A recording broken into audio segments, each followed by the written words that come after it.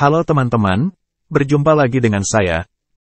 Kali ini saya akan melanjutkan membahas bedah buku, How to Get Started Real Estate Investing, yang ditulis oleh Irwin Robert Donough.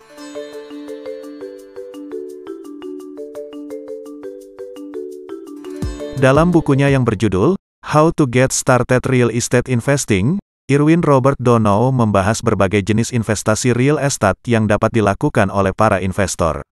Berikut adalah beberapa jenis investasi real estate yang dibahas dalam buku tersebut.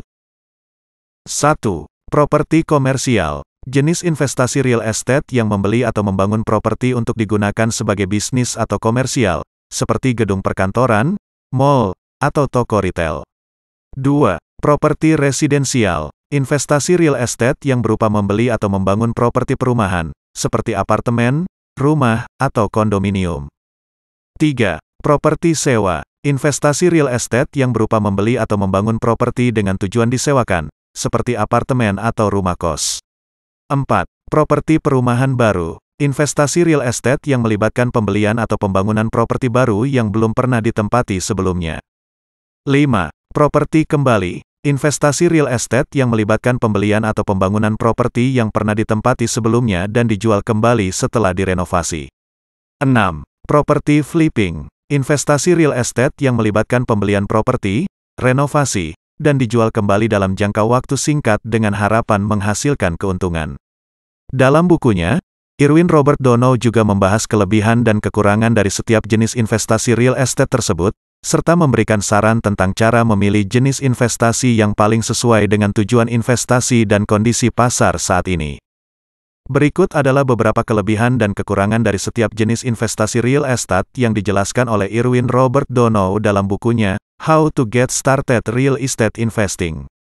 Kelebihan properti komersial adalah potensi pendapatan yang lebih tinggi, karena sewa yang dibayar oleh penyewa komersial cenderung lebih tinggi daripada properti residensial.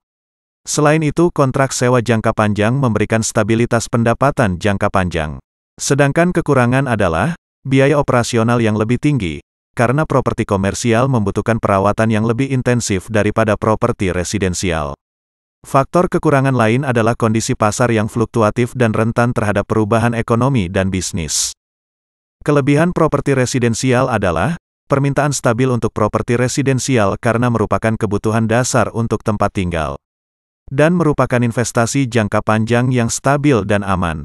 Sedangkan kekurangannya adalah pendapatan sewa yang relatif rendah dibandingkan dengan properti komersial. Dan perawatan yang diperlukan pada properti residensial bisa jadi lebih sering karena tergantung pada banyaknya penyewa.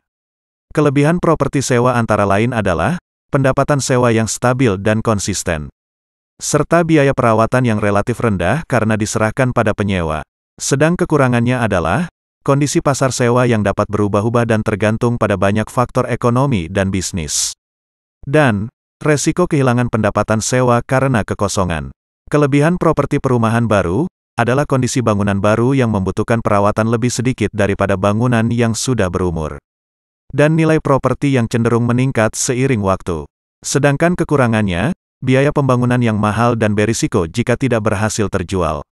Pasar real estate yang fluktuatif dan rentan terhadap perubahan ekonomi.